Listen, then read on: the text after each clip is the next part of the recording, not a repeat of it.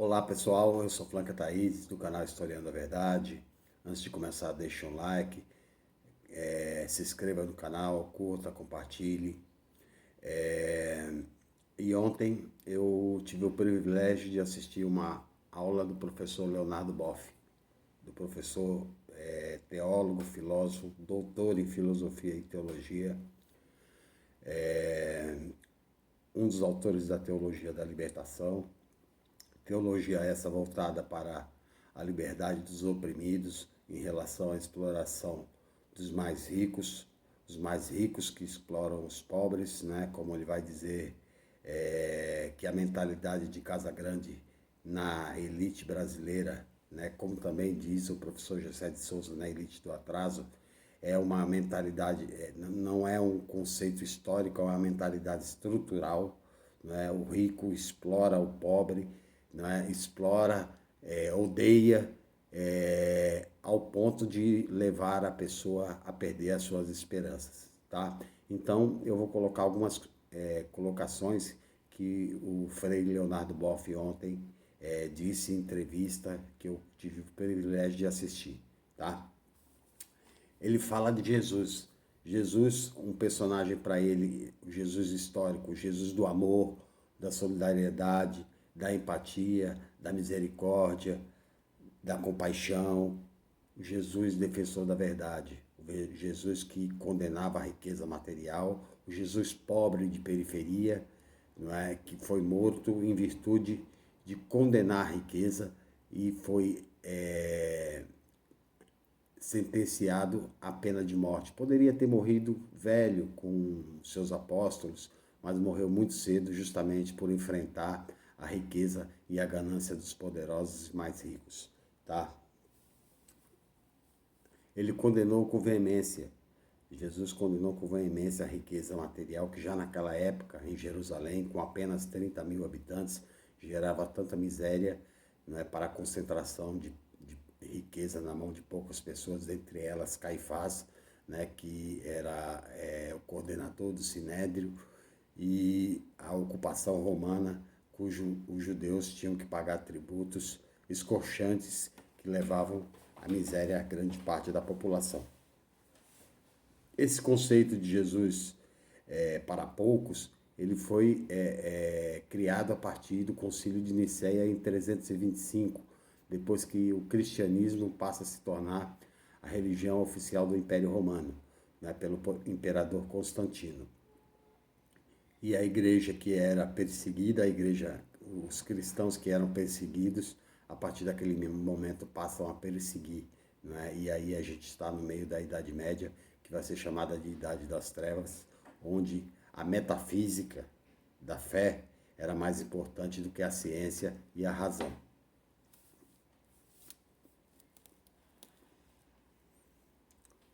Ele fala que Jesus morreu na cruz, morreu condenado. A condenação de Jesus, além de ser condenado à morte, primeiro ele foi torturado, e tem muita gente hoje que apoia a tortura. Ele foi torturado, né, dramaticamente, e depois foi condenado pela forma mais cruel de morte, que era, naquele momento da história, a crucificação. Ele fala muito que a solidariedade ela tem que vencer o egoísmo, não é? Porque a solidariedade faz parte do homem sapiente, do homem que pensa, do homem que tem razão, né? E o egoísmo faz parte do homem da mediocridade. Assim como a verdade faz parte da grande qualidade humana, a mentira faz parte da grande qualidade humana do homem sapiente, assim como e da luz, assim como a mentira faz parte do homem das trevas, não é? Da ignorância, da má fé, do egoísmo, né? O egoísmo do ódio, né? Que o ódio é um dos sentimentos mais medíocres que o homem pode ter dentro de si.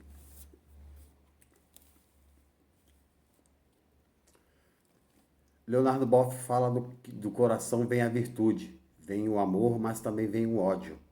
Não é? O coração é capaz de produzir dois sentimentos dois sentimentos totalmente opostos, o amor e o ódio. Não é? E é bom que que a gente cultive o amor que tem que ser passado não só para nós, não só construído por nós, mas para os nossos filhos, educar os nossos filhos na base do amor, educar gerações na base do amor, para que a sociedade do futuro seja mais solidária, né? Porque o amor constrói a solidariedade.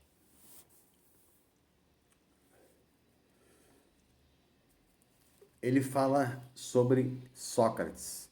Sócrates, né? Sócrates foi um filósofo da Grécia Antiga que morreu em 399 a.C. por defender que a verdade tinha que ser a única saída para a humanidade, o processo verdadeiro. Não é? Ele ensinava seus jovens a refletir e chegar à verdade. Não é? Só sei que nada sei. Através do processo maêutico, socrático, de pergunta e resposta, né? Induzindo o jovem a chegar à verdade através da reflexão.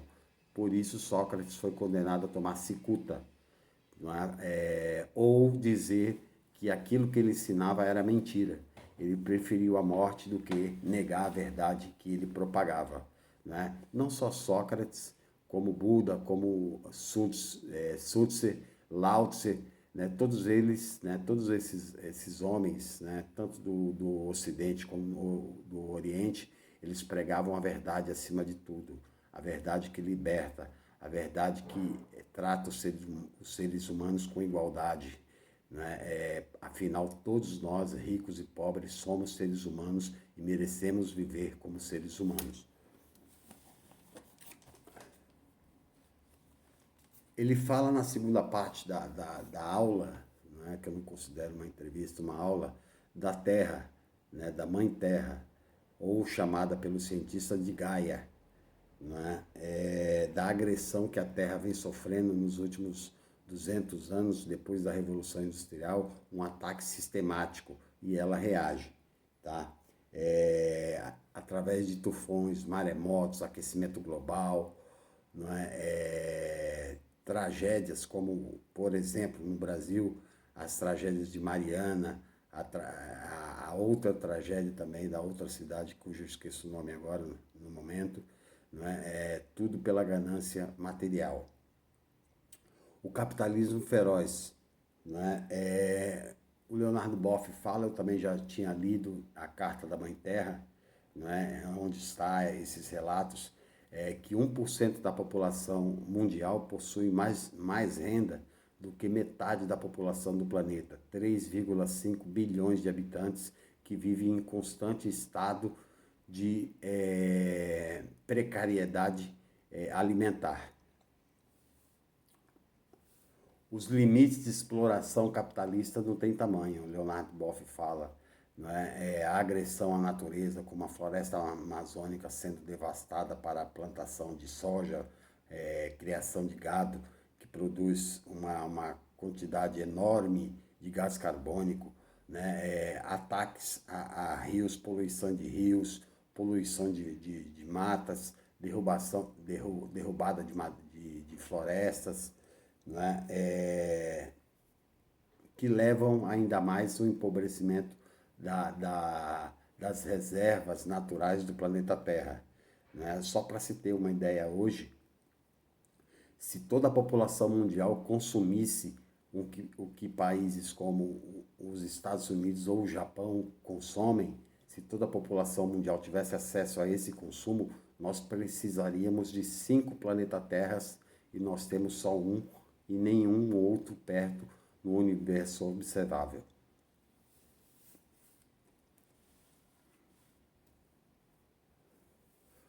Esses limites da exploração do planeta Terra estão levando, essa exploração capitalista está levando o planeta Terra aos seus limites de recursos naturais. A pegada da Mãe Terra está tornando o planeta cada vez mais frágil e sem recursos naturais, obrigando a uma grande reflexão da criação de um mundo anticapitalista e um mundo que preza mais a vida do que a acumulação patrimonial de riqueza. Tá? Para se ter uma ideia, animais como o urso polar estão sendo extintos pelo aquecimento global e o derretimento das calotas polares mais cedo do que o previsto, né, no processo natural de evolução do animal, né, que hiberna e quando acorda já não tem mais alimento, praticando inclusive canibalismo contra os seus próprios filhotes. A gente fala da exploração, por exemplo, da caça desenfreada que leva à extinção várias espécies de tubarão, não é? Porque por ano são mortos aproximadamente 100 milhões de tubarões para se retirar apenas as barbatanas. Os homens caçam os tubarões, retiram as barbatanas e jogam os animais vivos ainda na água para morrer. Tudo isso para se tomar uma tigela de sopa de tubarão, de sopa de barbatana de tubarão, não é? E condenam milhares. Né? Animais como o rinoceronte estão sendo extintos pela caça esportiva. Né? Animais como leões, né, sofrem caça esportiva, né, no total desrespeito aos animais do planeta Terra. As desigualdades sociais, né, com acúmulo de capital, elas tendem a aumentar. Eu já falei em uma gravação anterior, não é? Que ainda esse ano 260 milhões de seres humanos chegarão à fome. Hoje, por ano, morrem 6 milhões de crianças vítimas da fome ou da sede, ou até de uma simples desinteria. Não é? 24 mil seres humanos hoje morrem vítimas da fome todos os dias, né, devido à exploração capitalista e o acúmulo de capital. Não é? Se hoje toda a riqueza mundial fosse repartida em igualdade com os cidadãos, cada família teria direito a um salário ou uma renda mensal de aproximadamente 15 mil reais. Não é? No entanto, não é isso que acontece. Milhares não possuem sequer R$ 1 por dia para se alimentarem, né? Embora R$ 1 por dia não dê para se alimentar. Tá? E por fim, né, para terminar, uma reflexão dos 3 T's. Né? É preciso se cuidar dos 3 T's. A Terra é o único planeta que possuímos, o único planeta capaz de sustentar a vida e o único planeta capaz de prover a alimentação, de prover a dignidade, de prover a sobrevivência e a subsistência da raça humana e de outras espécies, de todas as espécies animais. Não existe outro planeta, só existe esse e esse precisa ser preservado e por isso nossa juventude precisa ser reeducada para entender que o planeta Terra tem limites, não é? E esses limites estão sendo encostados na sua estão sendo exauridos rapidamente pela ganância do capitalismo desenfreado. Tá? O segundo T é o teto. O ser humano não é animal, ele tem o direito, né, natural de ter um teto para se abrigar do frio, se abrigar do calor, se abrigar das agressões impostas pela natureza explorada e que levou a natureza a reagir com veemência. Inclusive, a natureza também produziu vírus. Os vírus são respostas à agressão à natureza, como esse coronavírus. É uma resposta da agressão ao planeta Terra que reage, ele é vivo. O planeta Terra é vivo e reage. Não é? Quando você pega um palmo de terra na mão, né, ali tem bactérias, ali tem minhoca, ali tem micróbios. Por quê? Porque o planeta Terra está todo vivo, ele interage em si só. Nós somos matéria, toda a nossa matéria é composta do planeta Terra, que compõe todos os outros animais também, tá? E o terceiro T é o trabalho. O trabalho é a única forma de subsistência da espécie humana.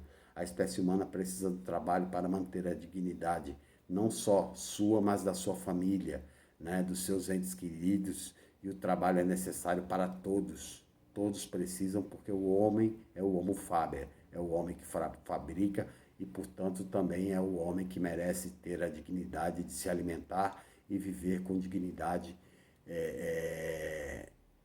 para a sua família e para seus entes queridos, ok? Essa é a minha participação e até a próxima.